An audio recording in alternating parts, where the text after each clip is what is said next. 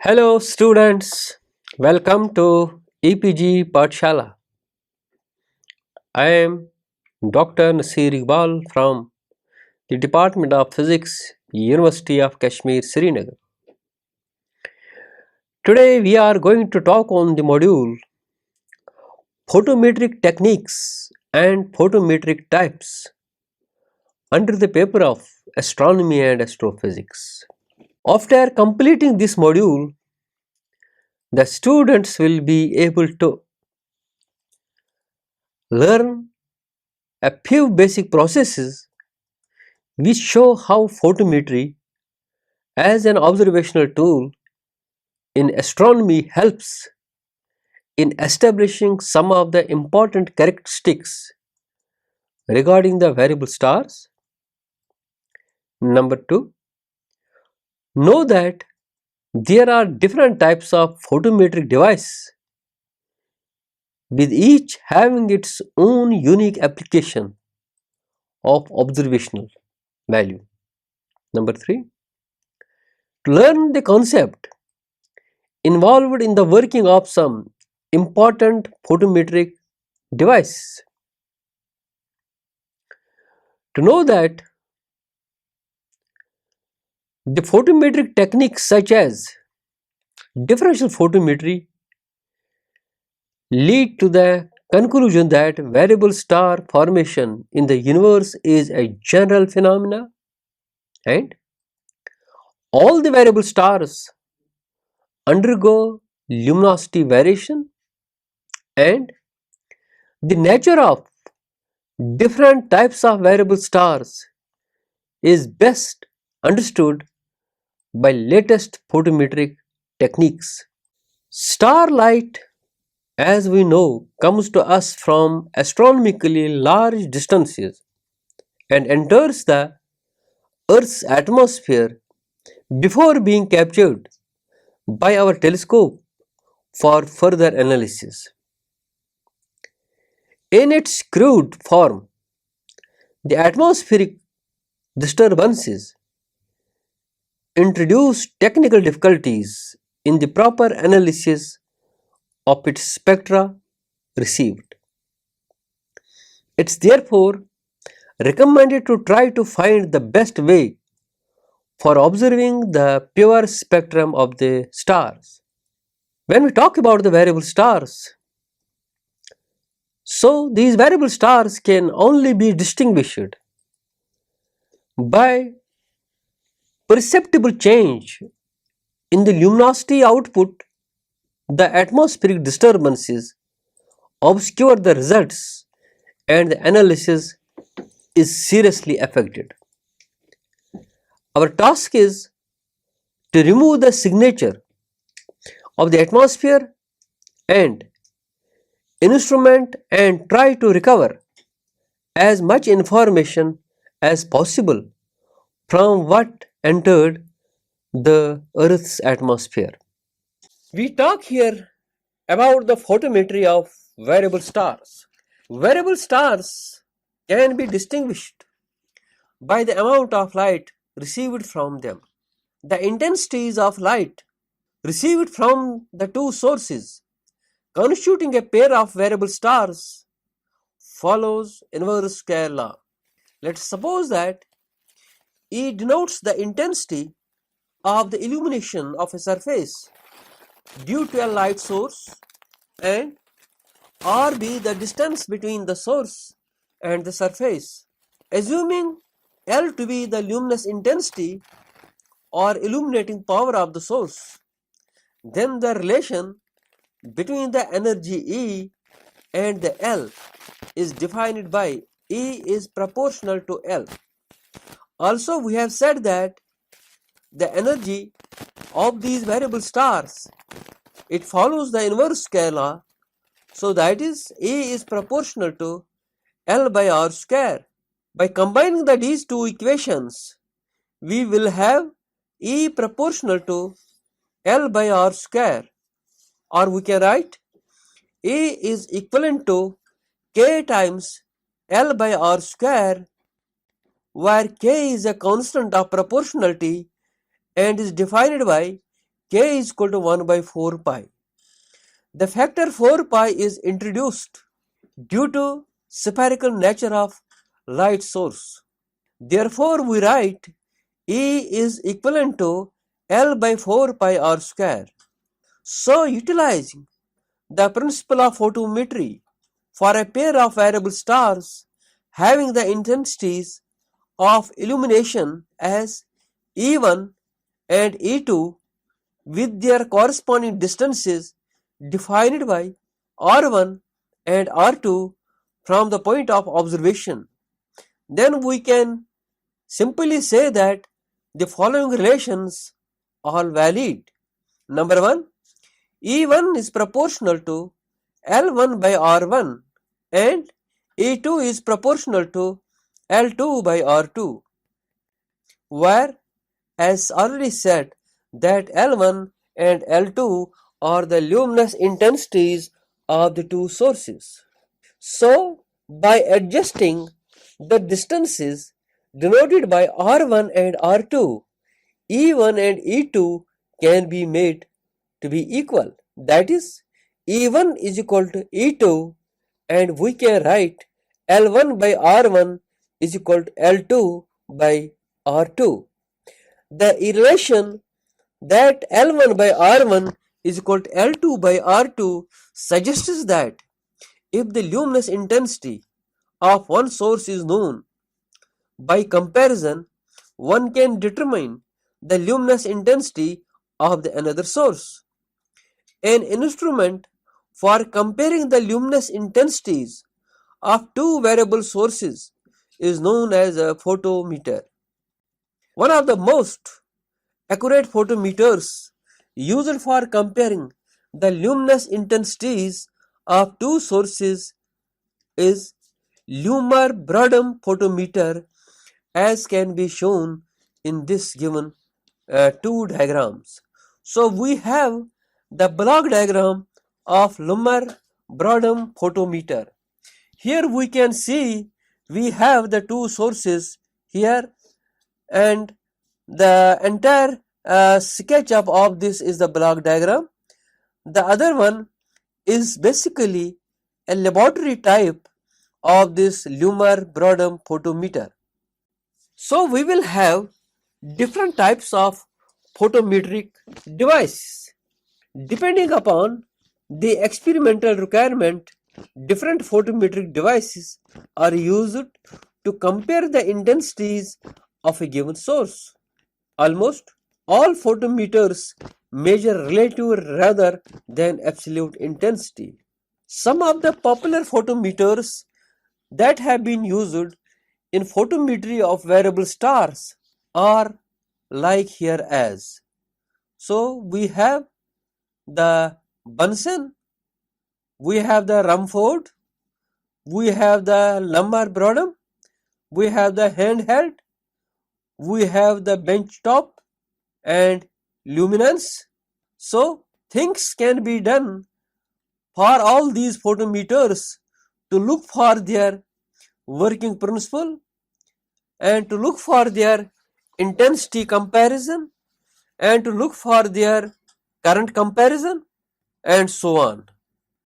The high definition photographs of laboratory type current based photometers are also shown here. So this is what we can call it as a handheld photometer. One of a very important feature of this handheld photometer is that it can be easily taken in the hand and used anywhere in the laboratory. We have one more sketch here that shows the benchtop photometer.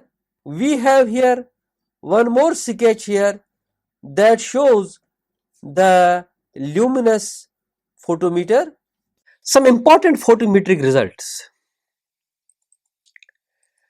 Telescopes have range 0.6 to 1 meter and equipped with photometers using photomultiplier tubes and are used to achieve very good observational results. The transparency variations need to be determined drifting apart of the channels. This can introduce severe errors. The present limit to the photometric precision is still just slightly under 1 millimagnitude. With good photometric photometers under excellent weather conditions. So therefore, these weather conditions have an important role here.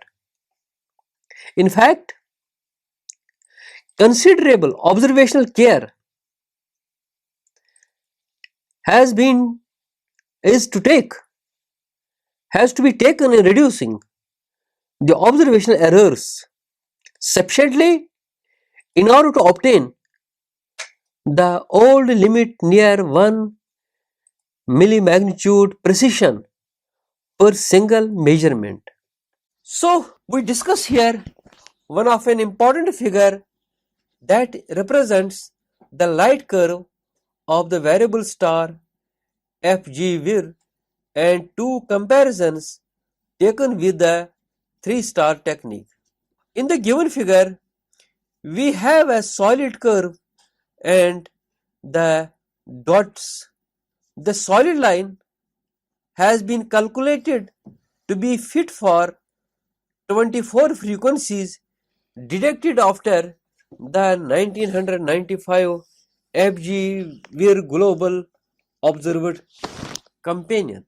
If you see the variation of this luminosity, that is the brightness with time. In this given figure, the time period is plotted along the x-axis and the luminosity means corresponding to its brightness is plotted along the y-axis. So we have the four parts that have been plotted here. We have the red dots, they denote the FG and then we have the plus, that is the comparison 1. We have the cross, that is the comparison 2, and we have the solid line that denotes the best fit. 3-star photometry. So this is a kind of a photometry used here. We call it a 3-star photometry is another observing technique for understanding the true nature of the variable stars. In this technique, intensities of two given stars under the appropriate sky background are measured successively with the same photomultiplier tube.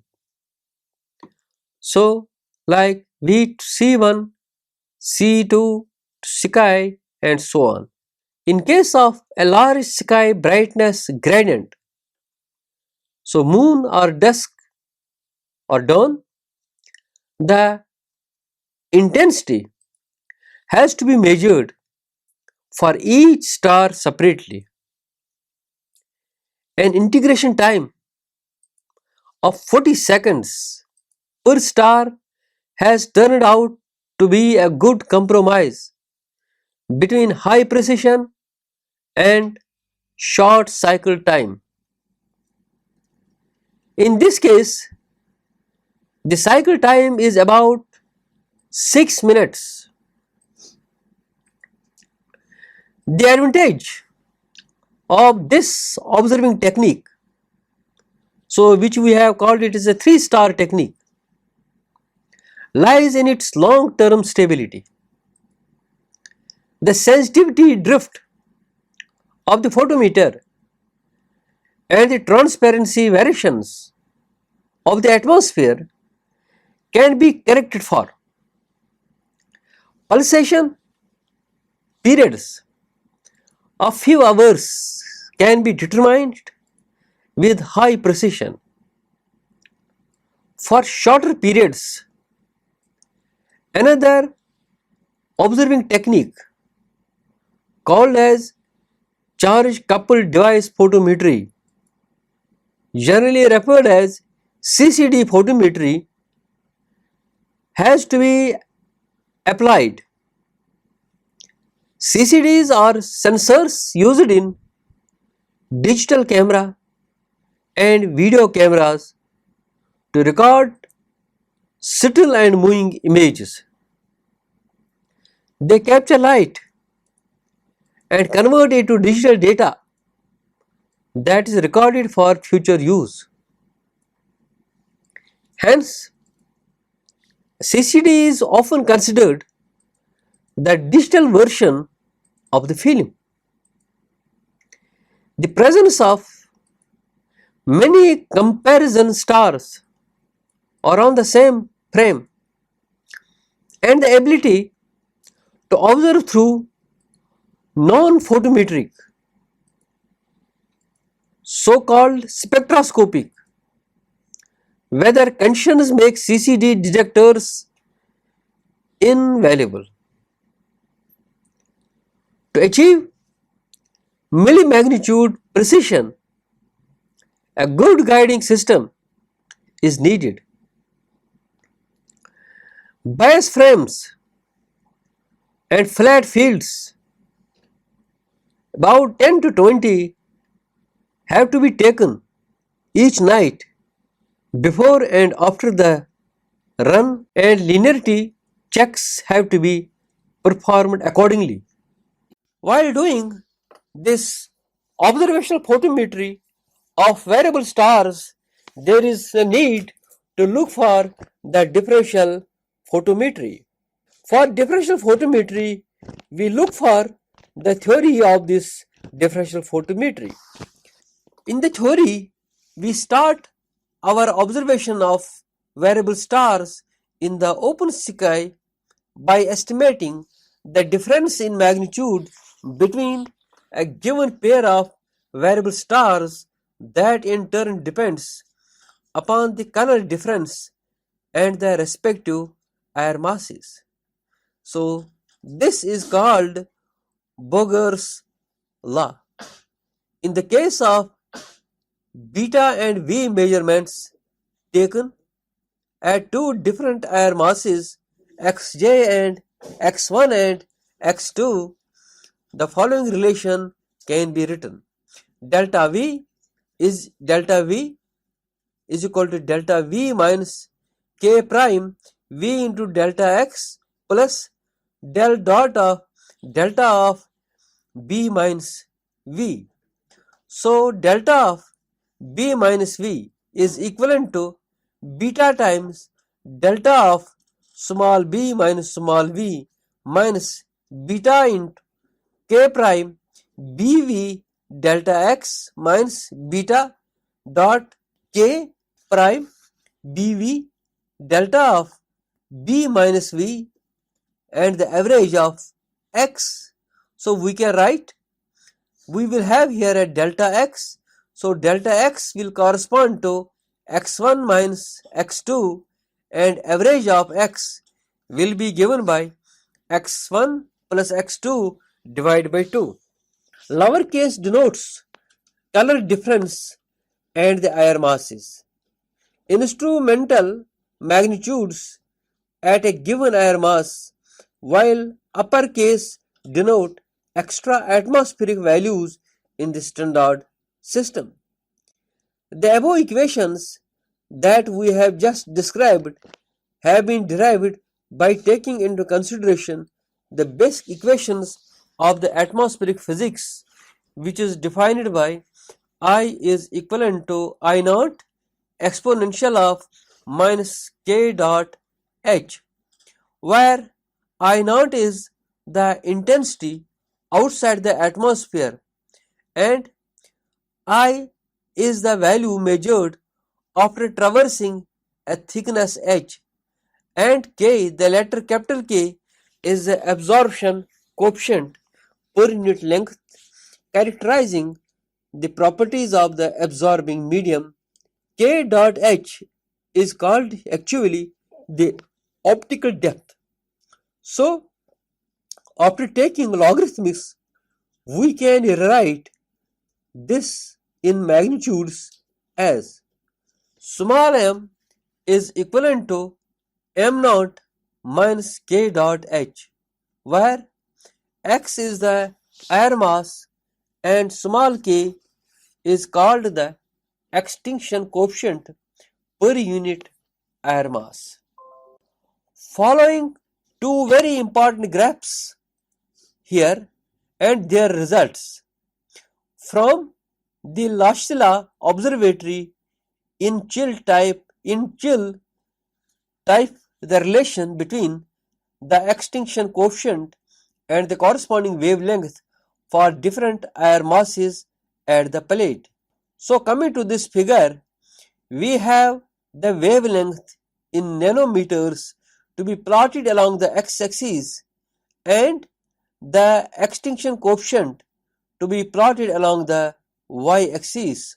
So we have different measurements in this very plot.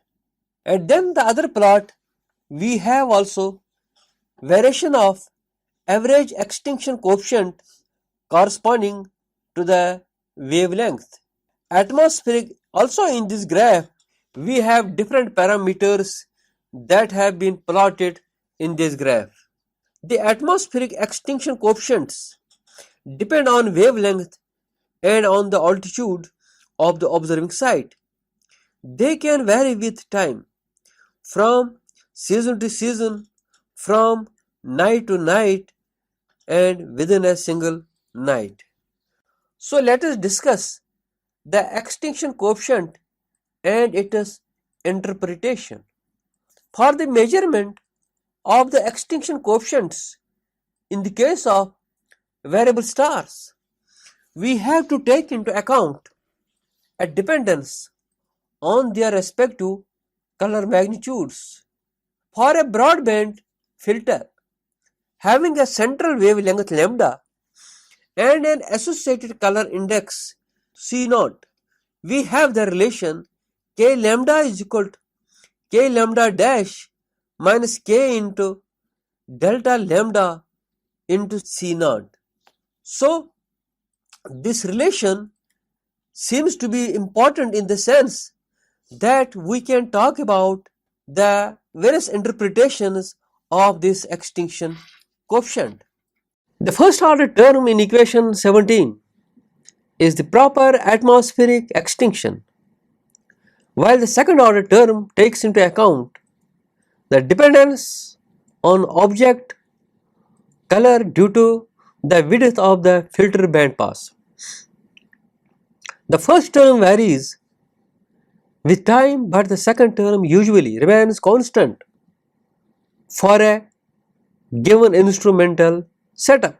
To determine the extinction coefficients accurately, we observe a set of standard stars spanning a wide range of colors for several values of the air mass, but before and after meridian passage.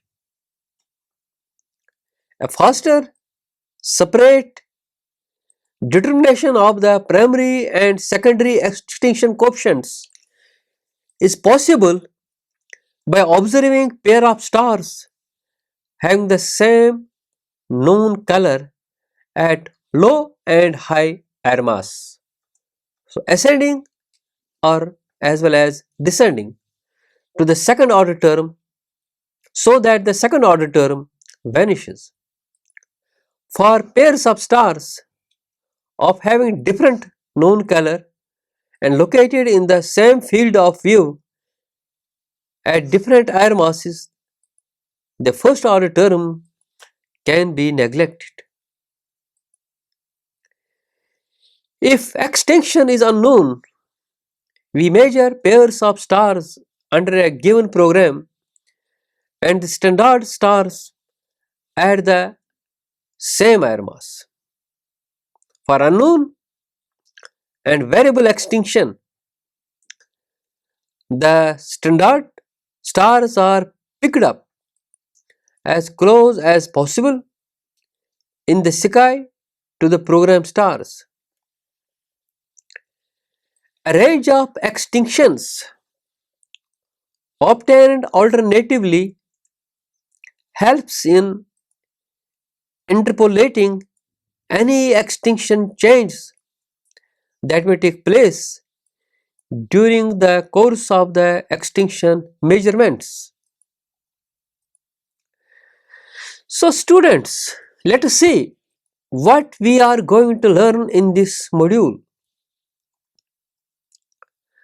The main aim of this module has been to understand some of the basic photometric techniques for carrying out the necessary observations regarding the existence of variable stars in the visible universe. We have attempted to critically analyze some of the important photometric results received from variable sources. The spectral characteristics of variable stars have been given proper treatment by introducing the theory of differential photometry and by evaluating some important parameters such as extinction parameter. Thank you.